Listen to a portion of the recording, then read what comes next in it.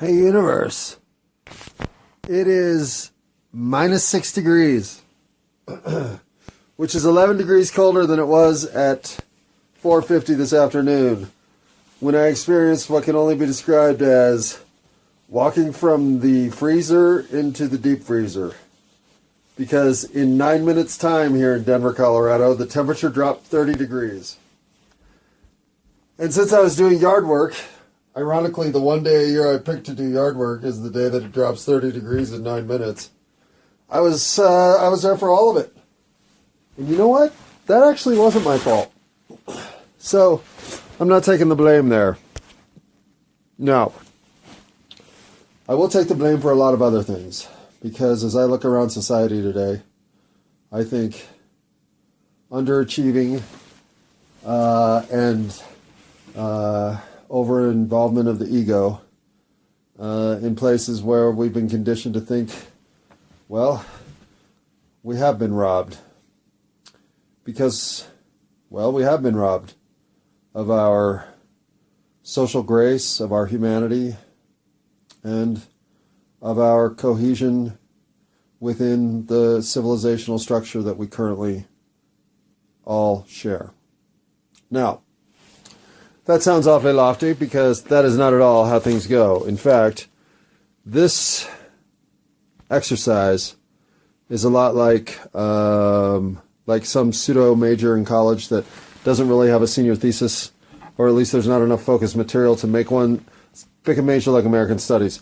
And so rather than doing a thesis on, say, the ancient civilizations' evolution of critical thinking, and how that influenced the Renaissance intellectual movements of the 15th century, something worthy of a thesis like that kind of masturbation.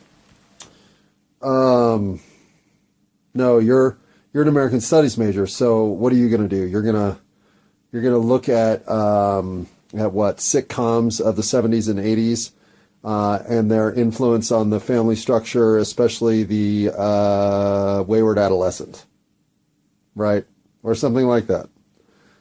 And in doing so, in getting on YouTube and watching all those old Different Strokes and Facts of Life and Family Ties episodes, what do?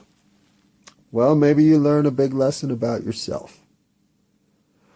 Just like a good 80s sitcom would teach you, right? Except maybe The Cosby Show. Okay, that was unnecessary and gratuitous. But I can be unnecessary and gratuitous. In fact, there are no inhibitions. I will talk about anything.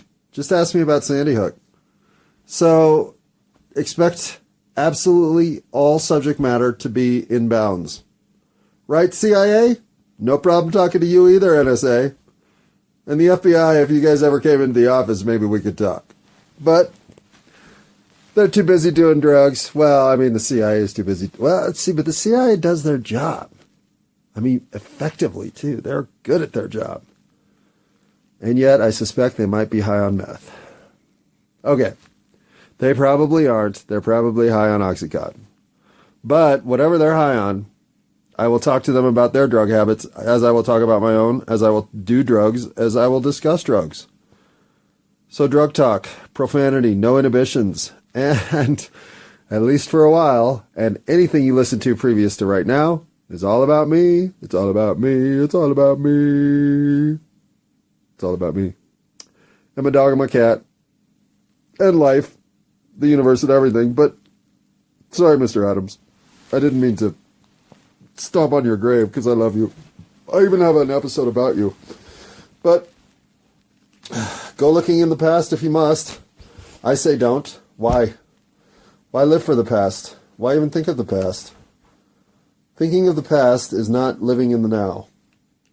And I think Descartes put it well. Because I am here to live for the now. Think I will. For what else can I do? But live in the now? Well, I get better at it every day. I love my life. I'm a simple man with very little of consequence in what would be measured A to B. but I'm filled with respect. My self-analysis is just that. It's self-analysis. It's my reflection upon myself. And in doing so, I bring a good attitude and a solutions outlook to how things can get better.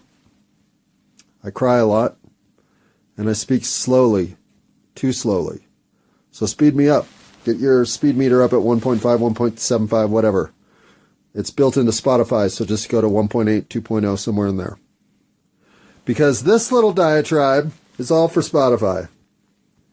Spotify wants a little miniature episode of goodness to say, well, what's all this shit about? What's this codependent mofo that thinks it's all his fault? What's he need some stroking? It's not all your fault, buddy. Come on, other people did some shit too, right?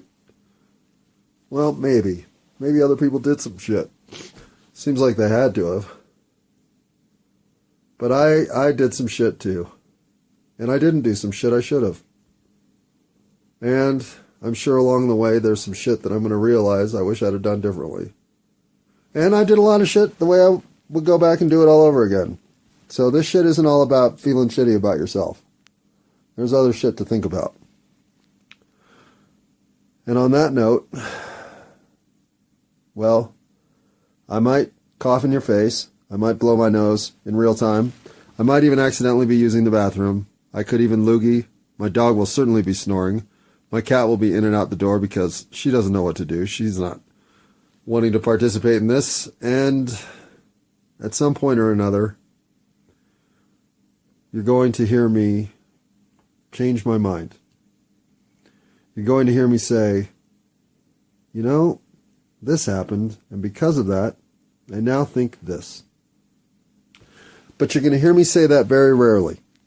Because what you're going to hear me say over and over again is you've got 130 hours of recording of me already.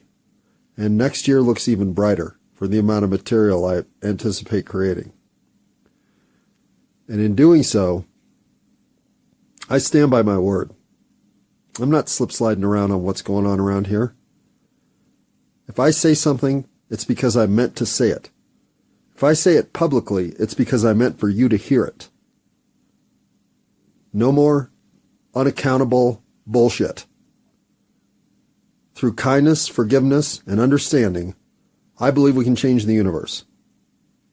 You can listen to anything before or after and know I mean that. So, yeah, it's all my fault. But you know what? I don't believe we're in a position where we can't fix it. So, you want to see what that's all about? Well, like a bad 80s sitcom, grab your script, get your popcorn, and let's chug some applesauce. What do you say?